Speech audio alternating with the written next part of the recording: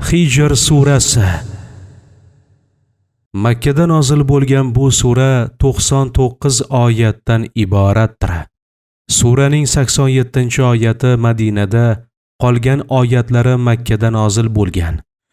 Hijr Samud qavmi yashagan vodiyning nomi bo'lib, 80-84-oyatlarda Hijr haqida so'z ketgani uchun sura shu nom bilan atalgan. Mehribon va rahimli Alloh nomi bilan. Alif Lam Ra. Bu muqattot harflar ma'nosi Alloh taologa xosdir. Ulardan nimani iroda qilgan bo'lsa, o'zi biladi. Ushbu oyatlar ilohiy kitobning haq va botilni bayon qilguvchi Qur'onning oyatlaridir. Kofirlar Qur'onning haqligini bilganidan so'ng yoki qiyomatning azobini ko'rganlarida koshki musulmon bo'lganimizda edi deb ko'p vaqtlar orzu qiladilar. Ey Muhammad alayhissalom, u kofirlarni o'z holiga qo'yib qo'y. Dunyoda yeb ichsinlar, uning manfaatlaridan foyda olsinlar. Dunyoning orzulariga berilib, Xudodan g'ofil holda mol dunyoga mashg'ul bo'lsinlar. So'ngra yaqinda azobga mubtalo bo'lganlarida bas o'z hollarini biladilar va botil yo'lda ekanlardan ogoh bo'ladilar. Biz biror qishloq yoki shahar ahlini halok qilmadik, magar lavhul mahfuzda yozilgan azob muddati yetganidan keyin halok qilganmiz. Hech bir guruh, ummat yoki avlod o'zining halok bo'ladigan vaqtidan muqaddam ham keta olmaydi, keyin ham qololmaydi. Arab kofirlari aytadilarki: "Ey menga Qur'on nozil qilingan deb da'vo qilgan Muhammad, albatta sen devonasan. Agar sen so'zingda rostgo'ylardan bo'lsang, nima uchun guvohlikka maloikalarni keltirmaysan? Biz bu dunyoga maloikalarni kofirlarga faqat azob muqarrar bo'lganida tushiramiz. U vaqtda kofirlarga muhlat berilmaydi, hammalari darhol halok bo'ladilar. Biz albatta Qur'onni senga nozil qildik. Albatta biz to qiyomatgacha uni o'zgarishlardan va yo'q bo'lishdan saqlaymiz." Ey Muhammad alayhissalom, sendan avval ham biz har bir guruhga payg'ambarlar yubordik. Bu guruhlar u payg'ambarlarni ham yolg'onchiga chiqarib masxara qilganlar. Shunga o'xshash sening ummatlaringda ham seni yolg'on deguvchilar va masxara qilguvchilar bo'ladi. Bu kofirlarning dillariga ham shunday ahvolni solib qo'ydik. Ular Xudoga iymon keltirmadilar. Avvalgi ummatlarning odatlari shunday bo'lib o'tdi. Ya'ni kufrlari va istihzolari halokatlarga sabab bo'ldi. Agar biz bu kofirlarga osmonning darvozasini ochib qo'ysak, u darvozadan kirib yuqoriga chiqsalar va osmonda ajoyibotlarni mushohada qilsalar ham, Xudoning qudratini ko'rib iymon keltirish o'rniga bizning ko'zimiz ko'z bog'lovchilar tomonidan bog'lab qo'yilgandir. Balki biz jodu qilingan qavmdirmiz deydilar.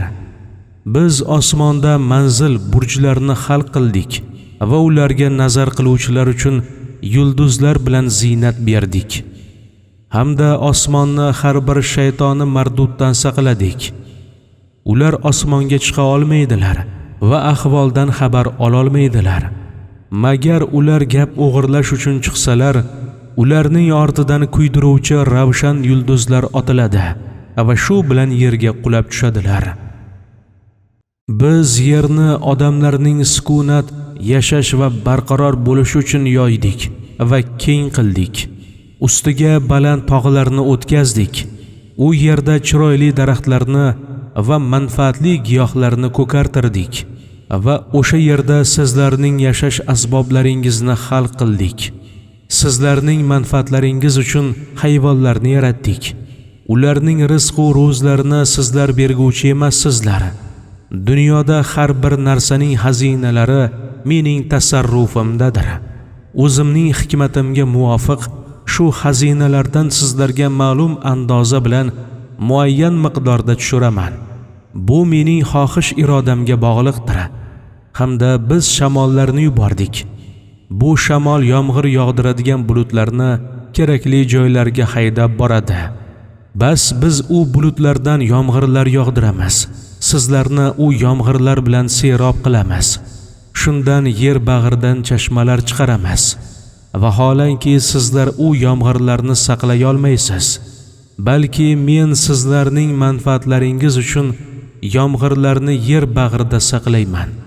Shu yomg'ir orqali giyohlarga hayot bergandek, insonga ham biz hayot beramiz, so'ngra o'ldiramiz. Vaholanki hamma inson yo'q bo'lganidan so'ng biz barcha ashyoga voris bo'lamiz. Albatta biz sizlardan avval o'tgan insonlarning ahvollarini bildik, hamda sizlardan keyin tug'ilib dunyoga kelguvchi insonlarning ham avlodlarini bilamiz. Albatta Parvardigoring avval o'tgan odamlarni hamda keyingi keladigan odamlarni mahshargohga jam qiladi va amallardan hisob oladi. Albatta Alloh taolo har bir fe'lida hakimdir va bandalarning holini bilguvchi donodir. Albatta biz insonni, ya'ni odamni qurib qolgan badbo'y loydan yaratdik. Albatta jinlarni odamdan avval tutunsiz o'tdan xalq qildik. Ey Muhammad alayhissalom, Parvardigoring maloikalarga men odamni qora balchiqdan xalq qilguvchiman. Vaqtiki men odamni xalq qilsam, uning jasadiga ruhni dohil etsam, hammalaringiz unga sajda qilish uchun yiqilinglar degan vaqtini fikr qil. Maloikalar hammalari jam bo'lgan holda odamga sajda qildilar. Magar shayton maloikalar bilan sajda qilishdan inkor qildi, ya'ni bosh tortdi. Parvardigor aytdiki: "Ey iblis, senga nima bo'ldiki sajda qiluvchilarga sherik bo'lmading?" Shayton aytdiki: "Men sassiq loydan bo'lgan odamga sajda qilguvchi emasman." Parvardigor aytdi: "Ey shayton, mening dargohimdan chiq. Sen mardudsan. To qiyomat senga la'nat bo'lsin." Shayton aytdiki: "Ey Parvardigor, menga to qiyomatgacha, ya'ni insonlar qayta tiriladigan kungacha muhlat bergil." Parvardigor aytdi: "To qiyomat muayyan vaqtgacha senga muhlat berdim." Shayton aytdi: "Ey Parvardigoro, sen meni gumroh qilganing sababidan odam avlodiga gunoh qilishni, gunoh amallarni zinatli qilib ko'rsataman. Yer yuzidagi hammani gumroh qilaman, fitna fasodga undayman. Magar sening xos bandalaringina mening makrimdan xalos bo'lishadi. Ularni yo'ldan ozdira olmayman." Parvardigor aytdi: "Mening xos bandalarimning ixlosi menga yaqin bo'lish uchun to'g'ri yo'ldir. Albatta mening muxlis bandalarimga ig'vo, fitna qilish uchun sening qudrating yetmaydi. Ulardan g'olib bo'la olmaysan. Magar zalolatda qolgan guruhlarga hukmronlik qilasan. Ular senga ergashadilar. Albatta jahannam shaytonga va tobelariga, ya'ni unga ergashganlarga va'da qilingan joydir. Jahannamning 7 tabaqasi bordir. Har bir tabaqaga maxsus gumrohlardan va mushriklardan taqsim qilinadi. Albatta Xudodan qo'rqadigan muttaqi bandalar qiyomatda chashmalari oqib turgan jannatlarda, bog'larda orom olishadi. Maloikalar muttaqiylarga aytadilar: "Sizlar salomatlik bilan har qanday xavflardan emin bo'lgan holda jannatga dohil bo'linglar. Biz jannat ahlining dillaridan adovatni, hasadni va boshqa razil xulqlarni chiqarib tashlaymiz. Bir-birlariga birodar bo'lgan holda hamda bir-birlariga ro'baro bo'lib taxtlarda o'tirishadi. Jannatda ularga hech qanday kulfat va mashaqqat yetmaydi. U yerdan chiqarilguvchi ham emaslar. Ey Muhammad alayhissalom, bandalarimga xabar berki, men albatta bandalarimni kechirguvchi va mehribonman. Hamda xabar bergilki, osiylarga mening azobim juda qattiqdir." Ey Muhammad alayhissalom, bandalarimga Ibrohim alayhissalomning mehmonlari ahvolidan xabar bergil. Vaqtiki Ibrohim alayhissalom huzuriga mehmonlari dohil bo'ldilar. Bas mehmonlar: "Sizlarga Xudoning salomi bo'lsin" dedilar. Ibrohim alayhissalom aytdiki: "Biz sizlardan qo'rqib turibmiz." Mehmonlar aytdilar: bizdan qo'rqma, Xudo taoloning senga bir o'g'il ato etishidan bashorat beramiz. Ibrohim alayhissalom aytdi: men keksa bo'lsam ham sizlar menga o'g'il farzand bo'lishidan bashorat berasizlarmi? Mehmonlar aytdilar: biz rostlik bilan bashorat berdik. Sen Xudoning rahmatidan umid uzguvchilardan bo'lmagil. Ibrohim aytdi: hech kim Xudoning rahmatidan noumid bo'lmaydi, magar gumrohlar noumid bo'lishadi. Ibrohim yana aytdi: ey Xudoning yuborgan farishtalari, sizlar yana nima ish qilish uchun keldingizlar? Maloikalar aytdilar: biz Alloh tarafidan gunohkor bir qavmni, Lut qavmini halok qilishga keldik. Biz bu kofirlarning hammasini halok qilamiz. Lutning xonadon ahliga va tobelariga najot beramiz. Magar Lutning xotinini halok qilishga qaror qildik. U Lutdan ajrab keyin qolguvchilardan bo'lishi taqdir qilingandir. Vaqtiki maloikalar Lut alayhissalom huzurlariga kelganlarida Lut alayhissalom aytdi: sizlar menga notanish ko'rinasizlar. Nima uchun keldingizlar? Maloikalar aytdilar: biz Xudo tarafidan kofirlar hamisha shak qilgan narsani, ya'ni ularni halok qilish uchun Xudoning va'da qilgan azobini olib keldik. Albatta bizlar rost aytguvchilarmiz. Endi sen tobelaringni, ya'ni o'zingga tegishli kishilarni olib, yarim kechada shahardan chiqib ket. Azob ilohiyga ko'zi tushmasligi uchun sizlardan biror kishi ham orqasiga qaramasin. Xudo amr qilgan joyga borib qaror topsinlar. Lut alayhissalomga subh, ya'ni tong vaqtida bu qavmni tak tomiri bilan yo'q qilamiz deb vahiy yubordik.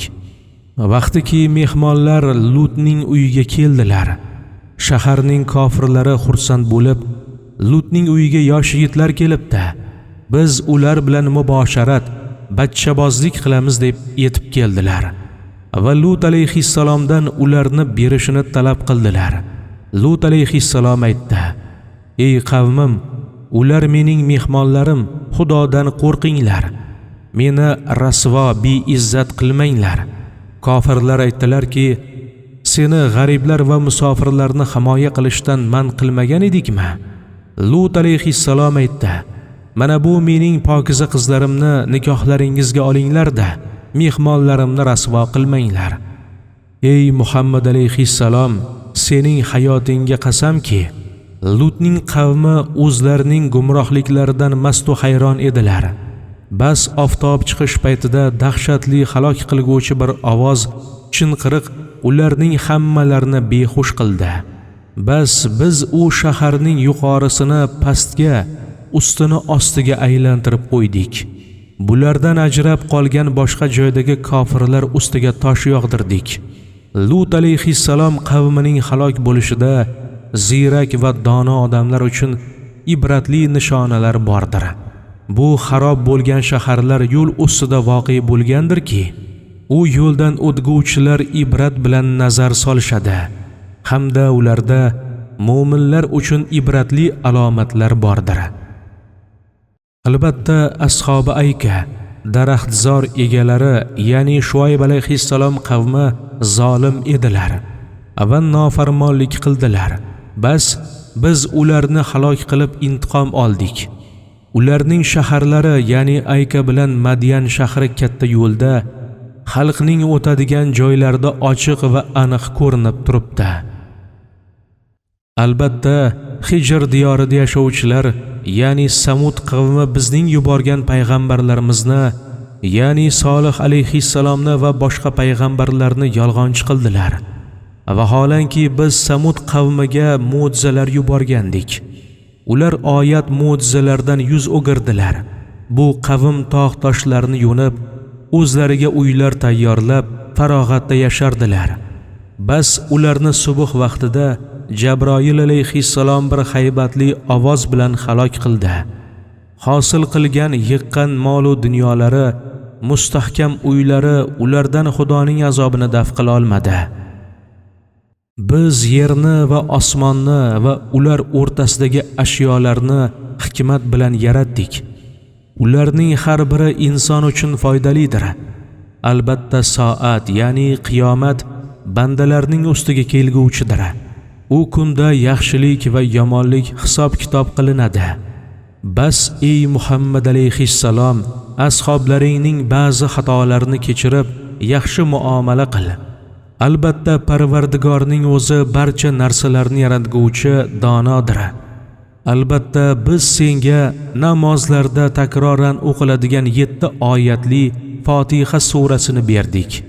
Ya'ni senga Fotiha surasini nozil qildik hamda senga ulug' Qur'onni ato etdik. Ey Muhammad alayhissalom, biz kofirlarga bergan mol davlatga havas bilan qarama va ashoblaringning faqirligiga g'amgin bo'lma. Mu'minlarga marhamatli, xokisor bo'lib muomala qil. Kofirlarga sizlarni Xudoning azobidan oshkora qo'rqituvchidirman deb aytgan. Xudo aytadi: Tavrot, Injil kabi ilohiy kitoblarni qism-qism taqsim qilib olgan Yahudi va Nasroniylarga azob yuborganimizdek, Qur'onni ham taqsim qiluvchilarga azob nozil qilamiz. Chunonchi mushrik va kofirlar Qur'onni har xil sifatlar ila tavsif qilgandilar. Ya'ni ba'zilar Qur'onni sehr va jodu desalar, ba'zilari shoirning she'ri der erdilar. Yana ba'zilari kohillik atab shu xilda taqsim qilgan edilar. Bas Parvardigorga qasamki, qiyomat kuni ularni qilgan amallaridan albatta so'raymiz, o'shanga yarasha jazo beramiz. Ey Muhammad alayhissalom, senga Xudo tarafidan amr qilingan vazifani oshkora ado et. Mushriklardan yuzingni o'gir, parvo qilma. Men masxara qiluvchilarni sendan daf etishga kifoya qilurman. Ular Xudoga sherik keltiruvchidirlar. Yaqinda o'zlarining botil dinda ekanliklarini bilishadi.